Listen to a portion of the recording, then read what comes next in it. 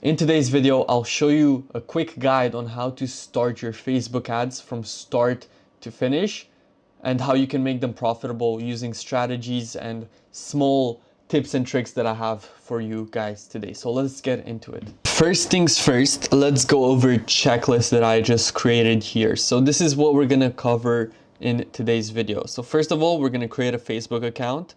Second of all, we're gonna create a Facebook page. Then we're gonna get inside the Meta Business Suite of that Facebook page. Then we're gonna create a business manager. So in order to do that, we have to create an ad account, and you'll see it up there. We'll go through it together. Then we'll go through how to create a campaign, how to put the budget on CBO, which is campaign budget optimization, or ABO, which is ad set budget optimization. We'll go over pixel tracking, how to create an audience, which strategy you could use, ad variation, and optimization. So this is what we'll go through in today's video. So without further ado, let's go on and create a Facebook account. Now, when you create a Facebook account, you usually type facebook.com in, and you might not be logged in, or if you have an account, most people have an account, you won't have to do it. But for this sake, let's say you don't have an account, I'll do this with you. So I'll just log out, and this is what you'll most likely see. So you can create a new account, you can press on it, create a new account. Now, I did say I was gonna go through it, but I won't because I have too many accounts. But it's so simple. All you have to do is put your name and everything. So I'll just fill in this this step with you guys. Look, I'll just put a random year here, 2001, male, and then here you'd put your email. So this is my email. I'll blur that out, and then you would put in your password that you want to use.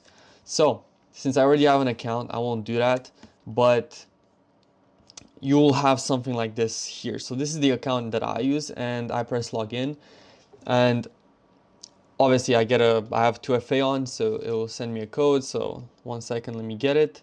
So we're logged in. This is what we can see. This is our account, some old posts and everything. So first task is done. So create a Facebook account. Now, ideally is obviously you would want to design this. So put like a banner on it, put a profile picture. I have my Instagram here, my TikTok, and even my X actually. So it's good that you should probably add all of these there. Now, second of all, how do you create a Facebook page? Now, usually here when you see you have multiple pages that you have access from. Now, one way to do it is just searching Google, create a Facebook page. You'll see this if this appears, but you will see something like this, and this is Meta Business Suite, which I'll explain in just a second. And then you can see here, create a business page. You want to press on that and then create a page. Extremely simple. And then you go through the process, name your page. So let's just say my company, Adverb, category, agency, if they have it. Yeah, marketing agency. And then you can put a bio, and then you can create the page. And then once you create the page, you can design it a little more. I'll leave this, and then I'll go into one of my pages here. So this is my Facebook page for my agency. And you can, once you create it, you can design it. So you can edit your bio. You can go into the about section, edit it even more here. So add a website, add your socials from other platforms, etc. So you have your page created now. So we can tick this off, create a Facebook page. Now, when you're on your page, you're gonna see this little side panel. And then here you have Meta Business Suite. When you go into Meta Business Suite, this is like the place where you can connect multiple accounts. This is like the more professional behind the scenes of your Facebook page, if I may say it like this. And then you have your inbox here. Of course, you have it here as well. You have messages and everything, but this will send you to Meta Business Suite. So that's why it's important that you get access to this. And now this is where you can see what tools you have. So you can see you have Adverts Manager, ad account setting, ad limits page, etc. You have all your advertising stuff there. You have content inbox, everything here. You even have a lead center, live dashboard, etc. There's so many things that you have here. So this was technically step 3. You got inside the Meta Business Suite. Now, obviously, to get another way to get access, you can just search Meta Business Suite here, and then you just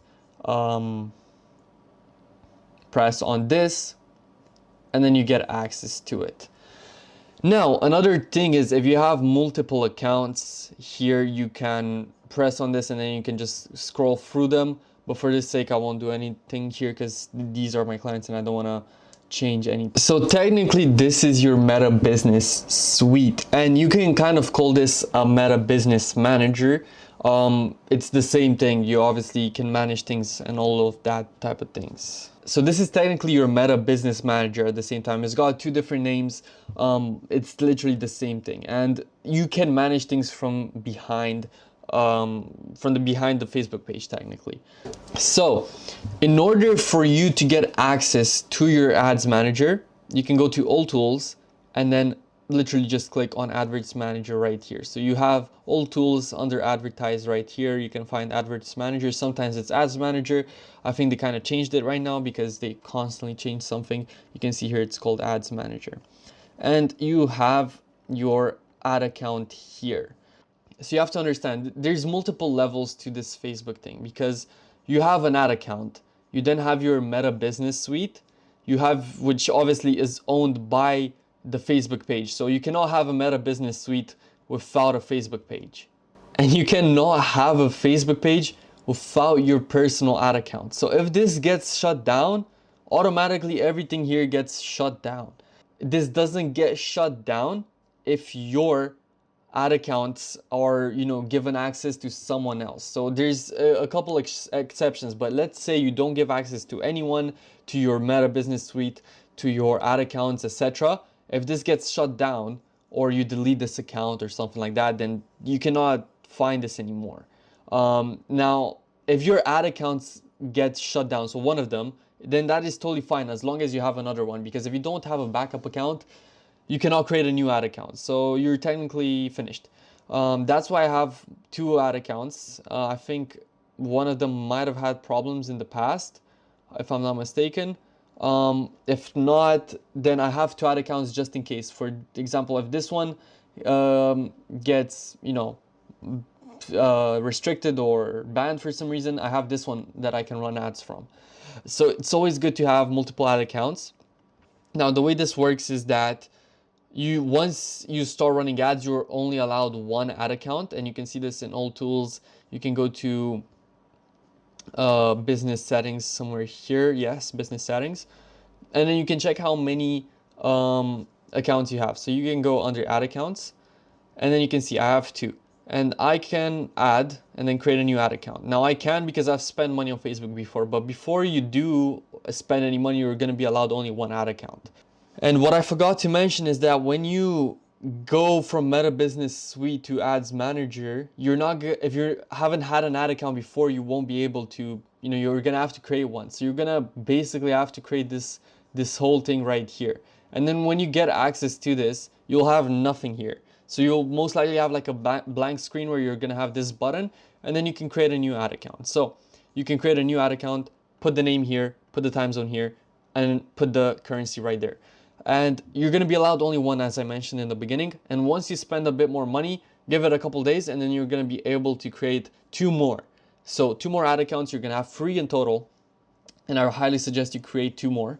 And then after you run ads for a little bit longer, you're going to have a couple more ad accounts. If I'm not mistaken, I think 5 is the maximum. It might be a bit more than that, I'm not sure. But I highly suggest you create multiple backup accounts in case your main one does get banned. So yeah, just wanted to show you guys that there's multiple levels to this, and that if this gets banned, it's okay as long as you have another ad account. Okay, so that's done. We got into your ads manager. Now, how do you actually create a campaign? It's very simple. You want to be in this panel right here, in this page here. So when you go to the left, you want to be in campaigns. When you go on all tools, you want to be in the adverts manager, of course, and then be in campaigns. And then you just press create, and you choose from this one, you choose which suits you the best. So maybe you want to have more sales. Obviously, if you're selling a product, maybe even a service, most likely for service, you're going to have leads. So your goal is to have leads. Maybe you want engagement. You want people to, send you a message. Whatever you want to talk to them, or maybe more traffic, awareness, whatever it is. You want to leave this on auction. You don't want to play with this. Just leave it on auction. And for this case, I'll just go with sales. And then you don't want to do this one. This one, it just makes it more simple. I highly suggest you just go with manual sales campaign. Is the standard setup as I mentioned here, and then it's much easier for you to most likely. You want to name your campaign, so we're just gonna name it today's date when I'm shooting this video, and then we'll just say cold sales campaign.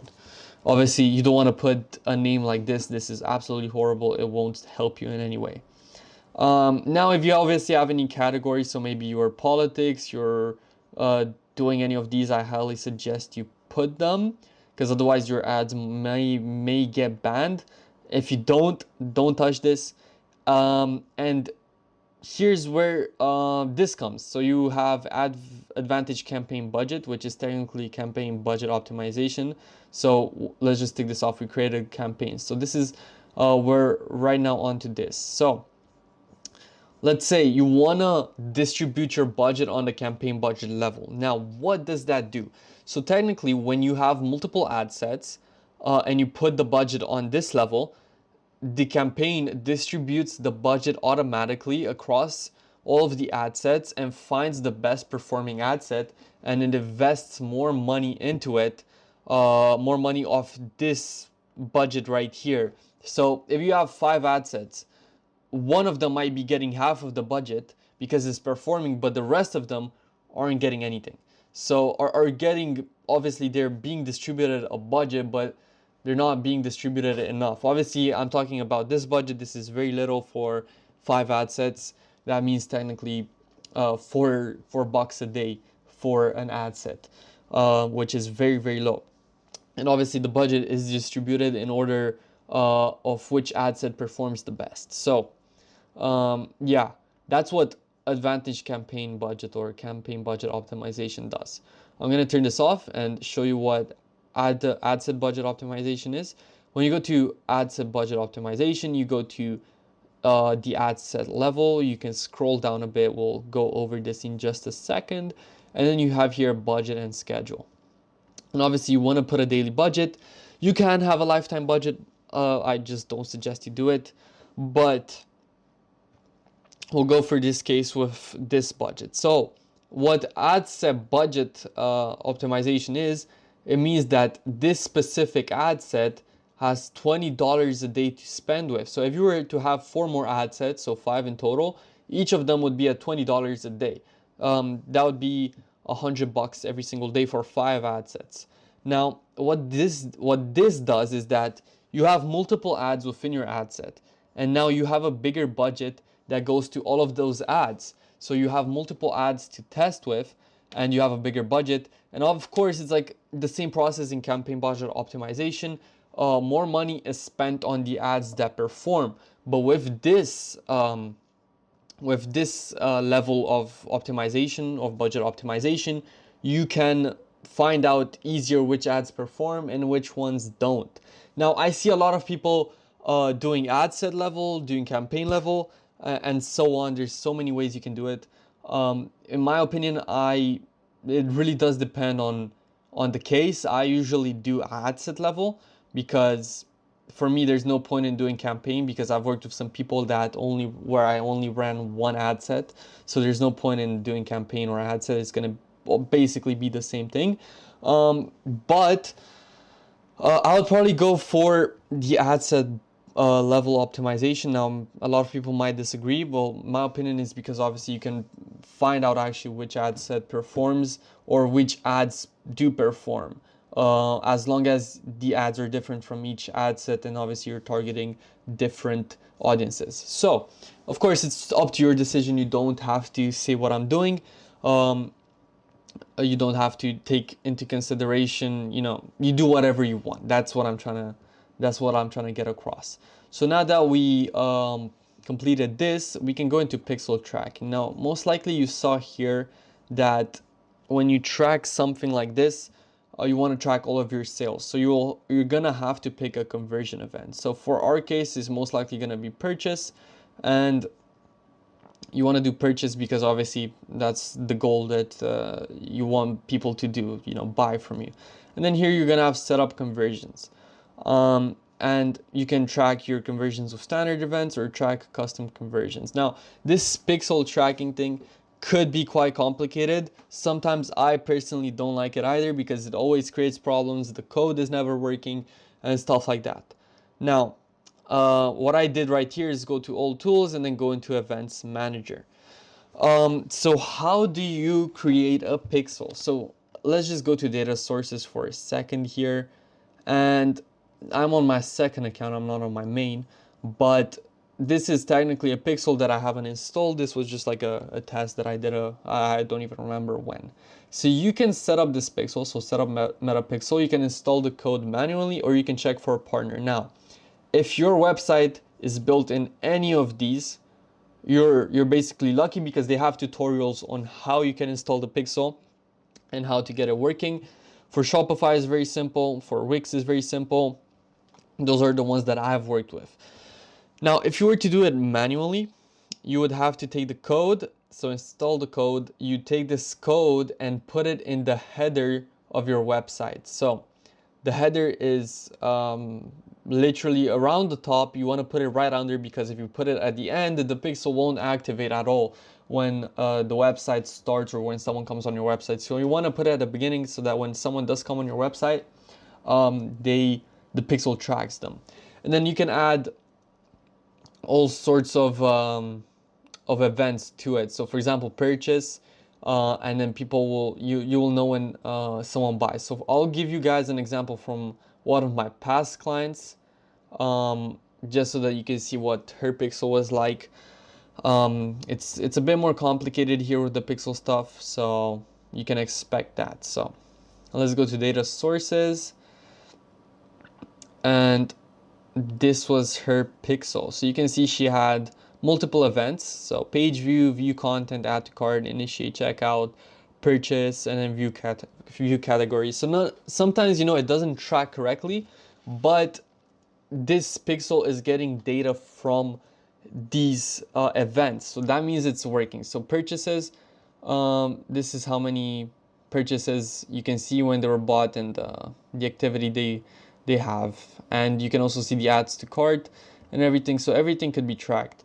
The coding thing is quite difficult, but if you do have a partner, so most of people that do e-commerce, they're with Shopify, they have an account or a website in Shopify. It's very simple to do it with partner integrations. So you go to Shopify, and then if this loads, it is very simple. You just connect an account and then it tracks everything automatically.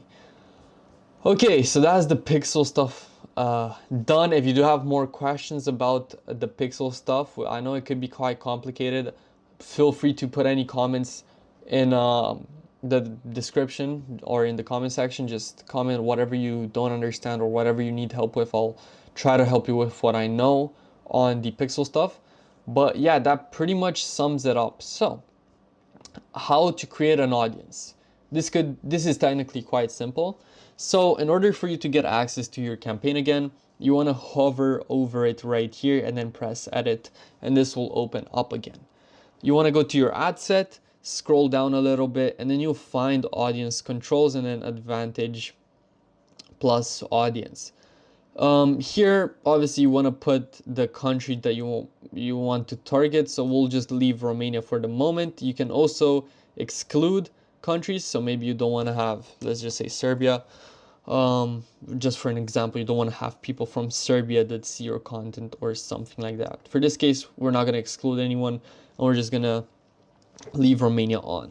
You want to have this on because this gives you an option to narrow people down. So, for example, your product is literally advertised to the people that are, from example, 30 to 60. I'll just say that, and then maybe there is just male. And then here you have all the options. So maybe they're making some type of income. And then you can see here interests, behaviors, demographics. And then you can let's say for financial, maybe they're making 10% of zip codes in the US. Obviously I chose Romania, but for this case, we can change it to US. So let's just change that quickly to the United States.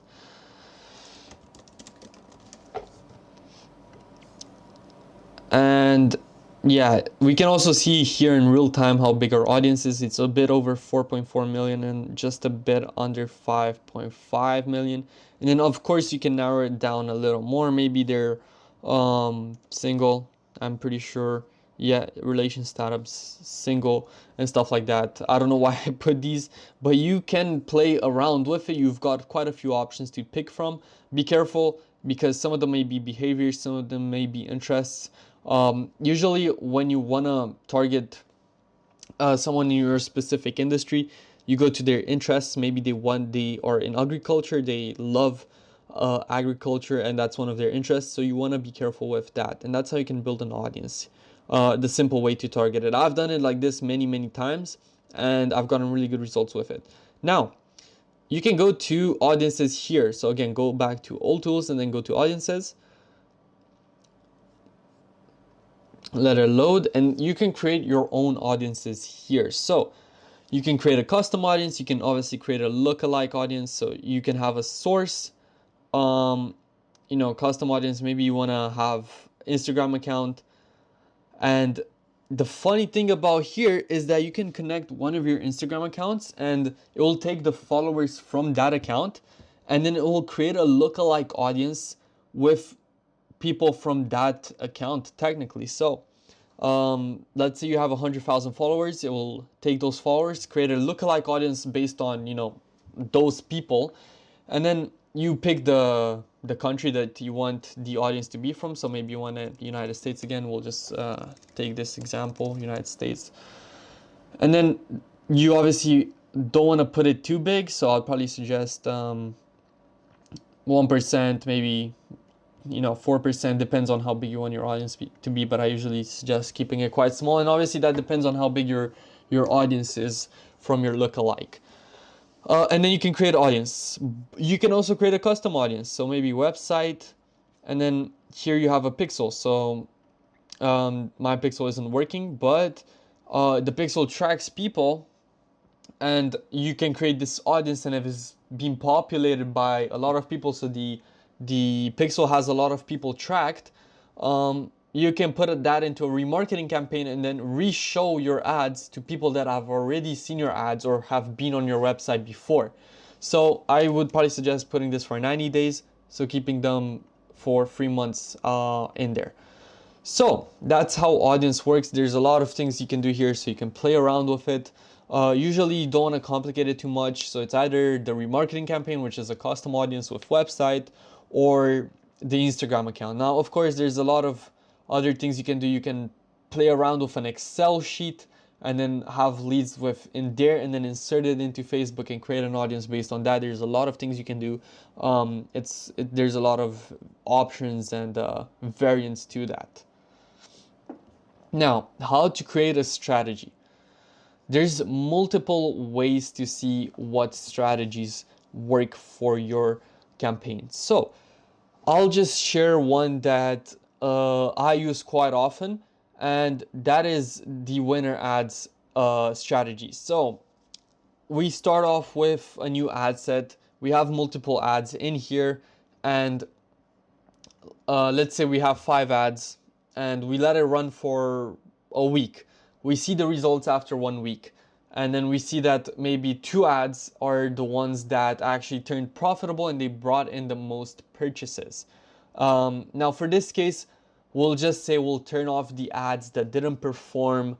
We'll turn them off, because for me, usually I let the ads run for at least 2 weeks, and if the ads haven't been profitable, I'll shut them off. But for the ones that have been profitable, I'll add them to a new ad set. So we can just quickly duplicate this. I'll add them to a new ad set and then invest more money into them, because I know they perform. So of course I would probably just copy this ad or just copy the post ID or something like that. There's a way to copy those ads and put them into here, and then you can invest more money into them. And you'd most likely want to leave them for a couple days just so that they start bringing in results again. So that's the process I apply. That's one strategy you can do. I'm pretty sure I have multiple videos on it. I'm not sure. That's one way to do it. Another way is to create 5 different ad sets with 5 different audiences, all having the same ads, and then you'll see which ads perform the best. And obviously you want to put the budget at the ad set level. So those are some strategies you can use. Don't really have them noted down here, but hopefully that gives you a bit more of an insight. Now we are on to ad variations. So the way you can do this is by going to your ad set level and then finding dynamic creative. Now this thing is going to go away soon, but technically what dynamic creative does is it changes your headlines, images, copy, primary text, everything, and it will just test it. So it will change everything. So it will change your headline with your image, and then it'll test everything to see how it performs. And obviously this process, it tests multiple elements together until it finds something that performs. So if you have it on, you don't have to change anything. You can go to your ad and then just fill all of these things in, and it will just do its magic for you, and then you'll see which ads perform.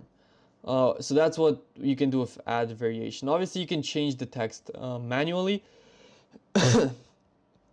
So when you're here, you can do your primary text or add an option, and then put multiple, and obviously it will change automatically. You'll have multiple options to do that. But dynamic creative, it technically tracks or just changes all the elements on your ad to make it perform, or find variants that do perform. And optimization is very, very simple. It's basically the strategy that I kind of just mentioned. It's close to that, because what you want to do in optimization is find the best winners and invest more money into them. And that's how you can scale, because some winners, they perform for 3 months, 4 months, 5 months, you know, sometimes they perform for 2 weeks. So there's some ads that for me have performed for half a year, and they have been profitable, made me thousands of dollars, and so on. But you want to constantly scale your campaign. So you want to have new ads. You constantly want to have new ads every single month. Push them, test them, find out which ones perform. Invest more money into the ones that perform. And maybe if you're a bigger company, you want to expand to different markets. Start investing more. Don't keep your same budget. You want to diversify your budget. Put into testing, into remarketing, into the ads that are bringing you the best results. And of course, the ads that are bringing you the best results, you want to invest the most money into them. Optimization is technically changing the things in your campaign that bring back a profit. So that's technically what optimization is. Now, we finished our checklist. Now, I know I didn't go over everything within this guide. There's so many more things you can go over. But if you want something specific for me to show you, just let it down in the comments, write it down, and I'll make a video on it explaining more about it. Now, if you are interested in running your own ads, or if you have any questions about it but you want to have a meeting about it, you'll find my calendar down below. And as a small pitch, if you're looking to scale to 3.5x or even 5x ROAS every single month within at least 90 days, then of course, by all means, book a call on my calendar below, and we'll speak soon about your situation. So with that said, I hope you guys found some value in this video, and I'll see you guys in the next one.